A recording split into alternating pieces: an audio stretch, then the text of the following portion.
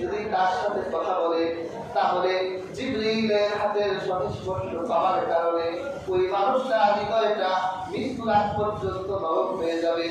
আল্লাহর জন্য সে নিবেদিত প্রাণ হয়ে যাবে, দিনের জন্য সে খালেস হয়ে যাবে। ওই মানুষটাকে পাপ কাজের দিকে ধাবিত করা কঠিন হয়ে যাবে। আমরা লাইলাতুল কদরে জিবরীলের সাক্ষাৎ চাই জন্য দোয়া করব আল্লাহর কাছে বেশি বেশি। বলছিলাম কদর চিনবেন কিভাবে? কদরের রাতটা আপনার কাছে মধুর মতো মনে হবে, ফেরেশতারা নামবে, স্বয়ং জিবরীল কদরের রাতে নেমে আসবে। আল্লাহ কোরআন সাক্ষী দিয়েছেন, কাজে হাজিরিন এই কদরের রাতকে আমাদের কদর করতে হবে। এরপর হাদিস থেকে বোঝা যায় কদরের রাতে রাত যখন শেষ হয়ে দিন যখন আসবে, ওই দিনে সূর্যের আলোতে তাপ বেশি হবে না, মানুষের জন্য সূর্যটা সহনীয় হবে। সূর্যের তাপ কম হবে, সূর্যের তাপকে কমিয়ে দেওয়া হবে। হাদিসে লাইলাতুল কদর চেনার নিয়ম ওই চিহ্ন হলো আল্লাহ রাব্বুল আমাদেরকে জানিয়েছেন। কাজে হাজিরিন লাইলাতুল কদরকে আমাদের কাজে লাগাতে হবে। লাইলাতুল কদরের আমলগুলো কি হবে? হাদিস থেকে আল্লাহ হাবিব সাল্লাল্লাহু আলাইহি সাল্লামকে মা আয়েশা জিজ্ঞাসা করেছেন, ইয়া রাসূলুল্লাহ, ইয়া হাবিবাল্লাহ, যদি কদরের রাত আমি পেয়ে যাই তাহলে আমি কি করব? আল্লাহর হাবিব তাকে একটা দোয়া শিখালেন। আল্লাহর হাবিব বললেন, তুমি বলবে আল্লাহুম্মা ইন্নাকা আফু তুহিব্বুল আফওয়া ফাআফু আন্না। আল্লাহুম্মা ইন্নাকা আফু, হে আল্লাহ আপনি ক্ষমাশীল, তুহিব্বুল আফওয়া ক্ষমা করতে আপনি ভালোবাসেন, ফাআফু আন্না আল্লাহ আমাকে ক্ষমা করে দেন। তাহলে মা আয়েশাকে রাসূলুল্লাহ যে দোয়া শিখিয়েছেন লাইলাতুল কদরের রাতে, আমাদের তো সেই দোয়া করতে, কি দোয়া করবে? আমার সাথে একবার বলেন তো, আল্লাহুম্মা ইন্নাকা আফু তুহিব্বুল আফওয়া ফাআফু আন্না।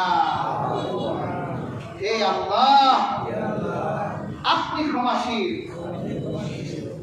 ক্ষমা করতে ভালোবাসেন, আমাকে ক্ষমা করে দেন।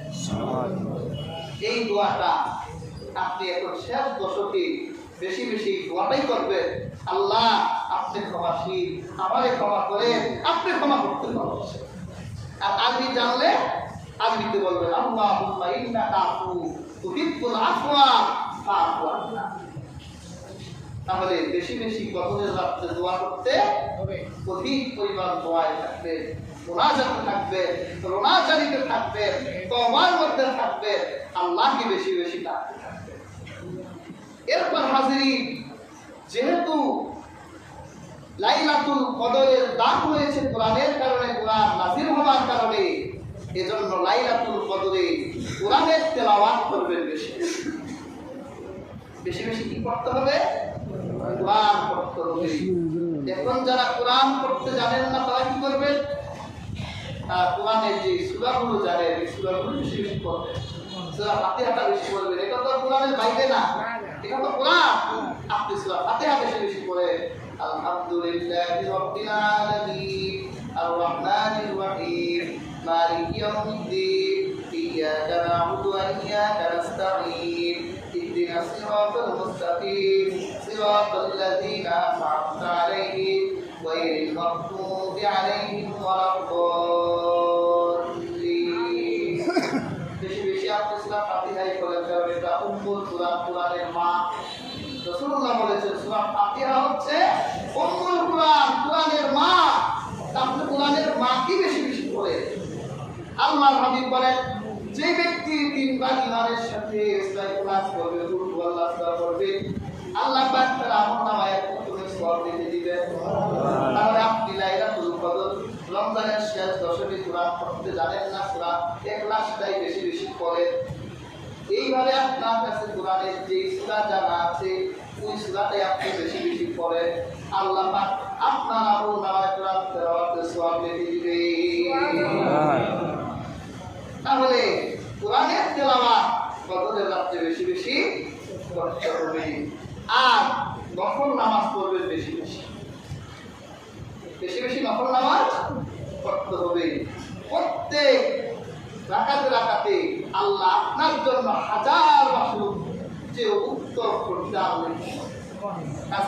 হাজির, আমরা লাইলাতুল কদরের এই যে শেষ দশকের আর যে কয়টা দিন বাকি আছে, আজকে 23তম রমজান, আমরা এই কয়টা দিন যাতে আমাদের বাদ না যায়।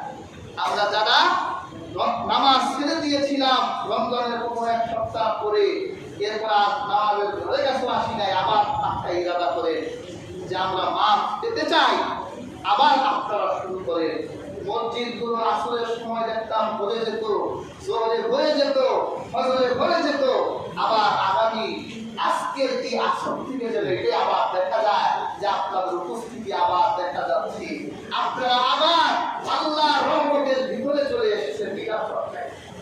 কি বলে সবাই আসবেন আবার, নাকি আবার চলে যাবেন যে এক সপ্তাহ গেছে রমজানের দিনে বসে আমরাও শেষ, এখন আমরা একটু মার্কেট গিয়ে ব্যস্ত থাকি, একটু শপিং মলে দৌড়াই, একটু পটকা কিনি, আতশবাজি কিনি, সেমাই কিনি, হালুয়া কিনি, বিরিয়ানি কিনি, এই কিনা কিনি বাদ দেয়। এটা শয়তানের সবক দিয়ে গেছে, এই সবক আমরা পালন করছি। হ্যাঁ, আমরা এগুলো কিনবো, অবসর সময় এগুলো কিনে ইবাদত থেকে আমাদের দূরে যাওয়া যাবে। কাজেই হাজিরিন, আমাদের এই কদরকে কাজে লাগাতে হবে। 2026-এর রমজানই যেন আমাদের নাজাতের রমজান। আমি এটা শেষ কথা বলছি, আমরা যে রোজাগুলো রাখলাম, আমরা যতই ভালোভাবে রাখার চেষ্টা করি, কি বলে ভুল হতে পারে না। মেজাজ অনেকে হারিয়ে ফেলেছি, অনেকে গালি দিয়েছি, অনেকে রাগ করেছি, অনেক ধরনের আমাদের অশালীন কাজ, অশুভ কাজ আমাদের দ্বারা হয়ে গেছে। আল্লাহ হাবিব সাল্লাল্লাহু আলাইহি সাল্লাম এই রমজানের এই অশালীন কাজগুলো দূর করে দেওয়ার জন্য, তার রমজানকে, তার রোজাকে 100% পিওর, বিশুদ্ধ করে দেওয়ার জন্য রাসূলুল্লাহ সাদকাতুল ফিতরের ব্যবস্থা করেছে। যদি আমরা সাদকাতুল ফিতর আদায় করি, তাহলে আল্লাহ আমাদের রমজানের ভুল ত্রুটিগুলোকে মাফ করে দিবেন। সেটা কি? সেটা হলো রাসূলুল্লাহ সাল্লাল্লাহু আলাইহি সাল্লাম বলেছেন, প্রত্যেক বালেগ, স্বাধীন পুরুষ, স্বাধীন নারী, ছোট্ট অপ্রাপ্ত শিশু, প্রত্যেক এইরকম মুসলিম আকেল বালেগ, তাদের জন্য আল্লাহ হাবিব সাল্লাল্লাহু আলাইহি সাল্লাম সাদকাতুল ফিতরকে ওয়াজিব করেছেন। কি দিয়ে? 5টা খাবার দিয়ে। একটা হচ্ছে আপনার গম দিয়ে।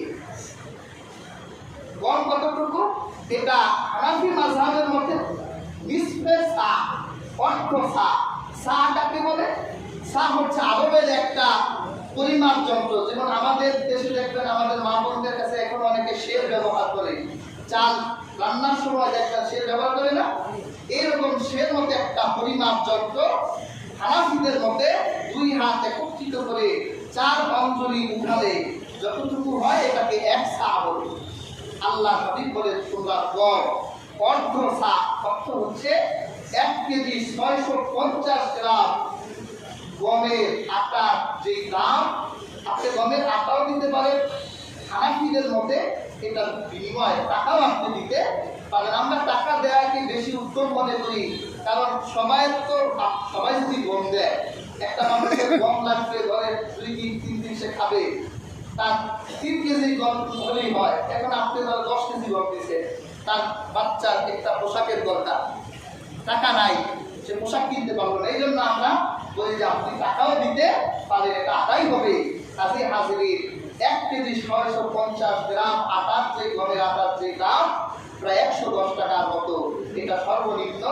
এরপরে রাসূলুল্লাহ সাল্লাল্লাহু আলাইহি ওয়াসাল্লাম বলেছেন 1 সা খেজুর, 3 কেজি 300 গ্রাম, অথবা 3 কেজি 300 গ্রাম কিশমিশের দাম, অথবা 3 কেজি 300 গ্রাম পনিরের দাম, অথবা 3 কেজি 300 গ্রাম জবের দাম যা আসবে, এই পরিমাণ দাম দরিদ্র, মিসকিন, ফকির এইরকম মানুষকে আপনি দিলে আল্লাহ তাআলা তাকে ঈদের আনন্দের, আপনি তার ঈদের আনন্দের ব্যবস্থা করে দিলে আল্লাহ আপনার রোজার দুর্নীতিগুলোকে মাফ করে দিবেন। আমরা এই সাদকাতুল ফিতর আদায় করব ঈদের নামাজে যাওয়ার আগেই। আল্লাহ তাআলা তৌফিক দান করুন। একটু বসিয়ে আমরা একটু কথা সবাইকে বসিয়ে। আসসালামু আলাইকুম। মসজিদের ভাইরা, প্রতি বছর আমাদের একটি বছর পরে